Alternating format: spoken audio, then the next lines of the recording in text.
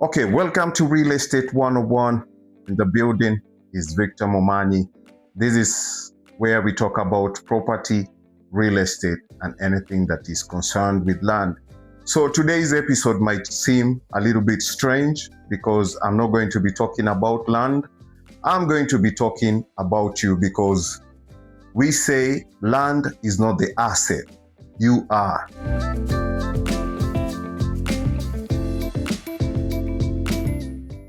We spend a lot of time discussing about prices, locations, title deeds, and all that. But here's the truth that people don't want to even face and hear about.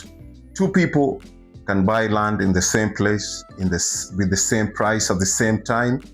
But at the end of it all, after some time, you will see two totally different outcomes from this, because land doesn't make decisions, people do. Some buyers buy and improve the land, others abandon it or ignore it altogether. Others follow with the authorities, others just stay there and say everything will work out by itself.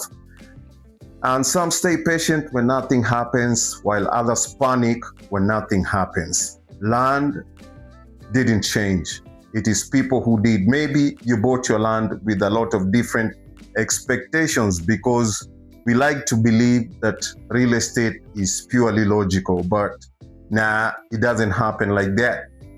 Maybe you thought into getting into real estate because you got pressurized by friends and you didn't want to miss out on a deal, because when you're with the big boys and you're talking about wealth and investment, you felt prompted to act in the same way, like in those chamas, the way people do. They decide they go buy somewhere in the forest because they can foresee future progress in that place, but they've not studied the place and they don't understand the real estate market. Some feel the need to own something, but very few people ask themselves, am I ready for this responsibility? Because land is not passive.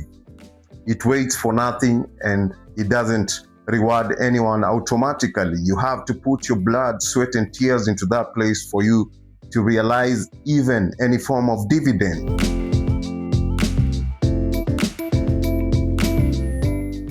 Ownership without intention is just possession. That's how people end up saying, I bought land sijui where, and it has done nothing for me years ago. That is because you never took the initiative to do anything profitable or pertinent with that place. Not because land failed, but because people disappeared from the process. You didn't go. As people keep saying, trust the process, it is not just cliche. It is true that people buy land and just think that's the end of everything. That's not the end of it. It is just the beginning. For example, people just factor in the price of buying the land, and they don't even know that there are other miscellaneous costs that will crop up after you bought your land. For example, if there is no road to your place, you have to think about how you're going to be accessing the main road or wherever you're situated. And another thing, people don't even know that you have to secure the place you've just bought. You have to put a fence around it so that people don't infringe on your land later when you're not there. Because I heard cases of people who come and discover that their beacons have been moved. And that is why from the outset, when you've just bought that land like that, you just need to put people on the ground. That is security. You build a small shelter over there, and then that place is protected. Here is the uncomfortable part. Land amplifies who you already are. If you are lazy, if you're curious, it rewards your curiosity. If you're careless, it exposes your carelessness. If you're patient, it grows quietly with you. If you rush, it punishes speed, because land doesn't fix habits. It just magnifies them. I tell you, if you're lazy, it is going to show you how lazy you are, because that is why I said you get people who've already infringed on what you already paid for.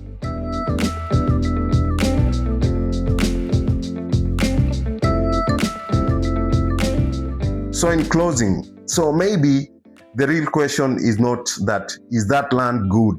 But am I ready to be the kind of owner the land needs? It's the land that needs you, because you've profiled yourself as the custodian of that piece you've just bought. So you have to treat it accordingly. The asset is the person holding the title, not the land, because you're the one with the brains and everything to decide what goes and what doesn't. This has been Real Estate 101.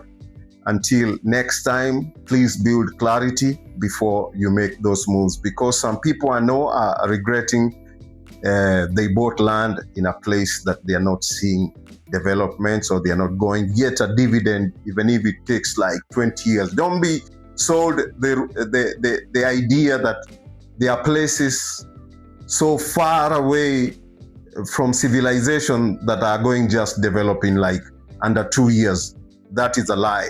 And that is why at Encop Holdings, we tell you the way like it is, so that you can make an informed choice when it comes to buying land and doing investments. It is all about how you perceive land to be.